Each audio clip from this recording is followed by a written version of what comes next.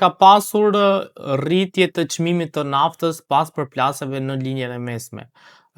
Besoni që impakti negativ që do sjell kjo luftë në botë, sidomos te çmimi i naftës dhe industrisë që punon me naftë, mund të jetë një pengesë shumë e madhe për Amerikën? Ajo është një pengesë që ka filluar dhe jo më larg se dje presidenti partia kur urdhëroi që të dilnin të jepeshin për shfrytëzim rreth 170 milion fuqi nafte nga rezervat amerikane. Po kjo nuk është pafund.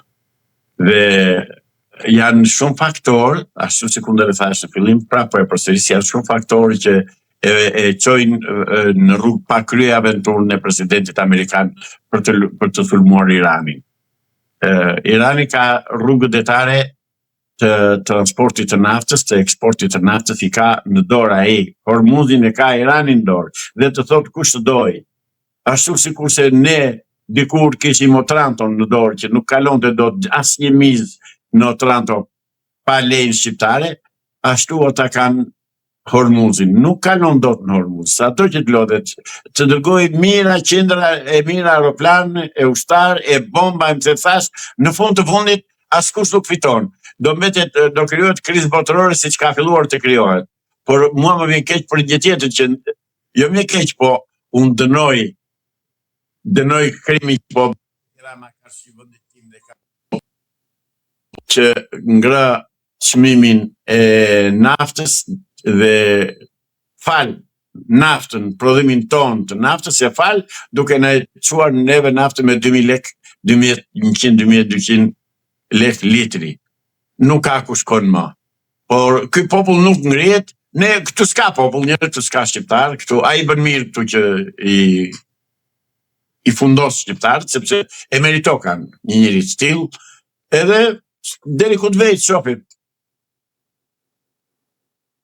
Islami ka pasur disa reagime nga vendet arabe që janë gjendur në sulmin iranian, ku ata kanë shpallur në ngrata diplomatët iranianë.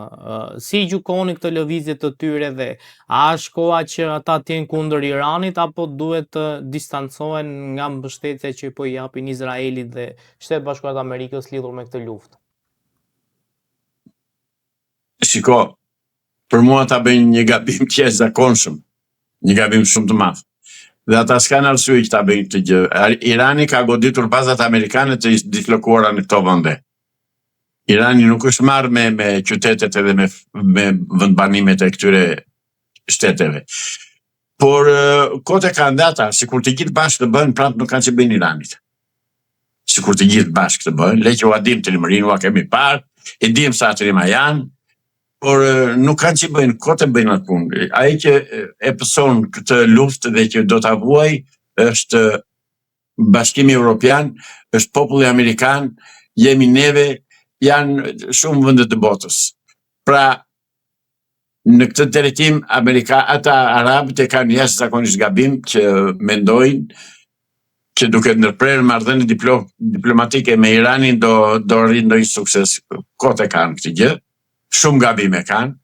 Në fundit Irani ka një të drejtë sepse nga toka e tyre, nga vendet e tyre ju shkojnë bombardime dhe avion dhe ngren avion dhe shkojnë raketa kundër Iranit bashkë me Izraelin. Pra ata janë bashkuar, është për turp të tyre që janë bashkuar me armikun shekullor të tyre mijëra vjeçar, janë bashkuar me të kundër Iranit.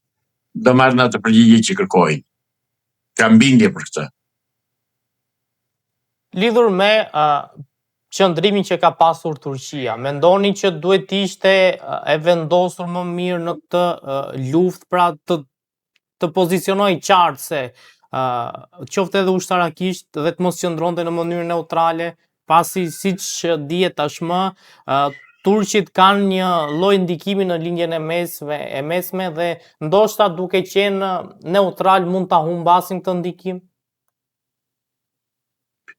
Jo, Turqia është një shtet që ka një diplomaci të paktën zyrtarisht 700 vjeçare. Ka një shtet 700 vjeçar.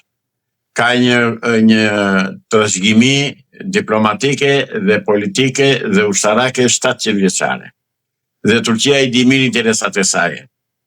Por jam i bindur që Turqia do bëj atë që duhet bërë në politikën botërore dhe siç po shikojmë, po largohet dhe po rri diferente karshi të dy palëve. Amerikë si ka ndaluar ngritjen e avionëve nga baza ushtarake që kanë në Incirlik kundër Iranit, sepse nuk mund të bëhet pjesë e kësaj lufte, por ndërkohë edhe Iranit i thot me mua ki kujdes. Dhe Turqia po e ndjek me vëmendje të jashtëzakonshme me sa shikojmë atë qëllimin të iskajshëm të Izraelit për të krijuar Izraelin e madh midis dy lumejve, siç e kanë inflamuar.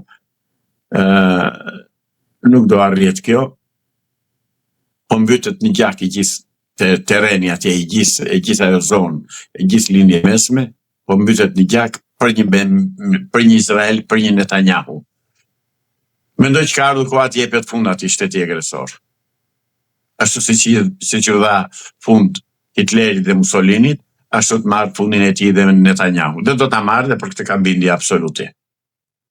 Zoti Islami, shumë ekspert, njohës shumë të mirë të gjeopolitikës, kanë artikuluar se nëse Irani do humb këtë luftë ndaj Izraelit dhe Shtetet Bashkuara të Amerikës, lufta e ardhshme do jetë mes Izraelit dhe Turqisë. Pra Izraeli mund të synojë që të sulmojë Turqinë. Mund të ndodhë një gjë e tillë? Ai duhet një harakiri të bëjë Izraeli, pastaj po të sulmojë dhe Turqinë. Atëherë do t'i vulën se do shkojnë turqet, pastaj do dërgojnë ushtrinë, do dërgojnë këmbësorët atje, po Izraelin e di çka ka Turqia, një kafshit ka. Dhe Izraeli ato i bën për të thënë që shiko se unë jam i fuqishëm, jo me turqet, nuk si fuqishëm, jo. Edhe me Iranin po lufton në distancë, me luftë ajrore, por këmba e ushtarëve izraelita apo amerikanë nuk ka shkelur në Iran. Pra një vend quhet i mundur dhe i humbur kur shkel këmba e pushtuesit në tokën e tij. Gjë që nuk mund ta bëj dot as me Turqinë, as me Iranin.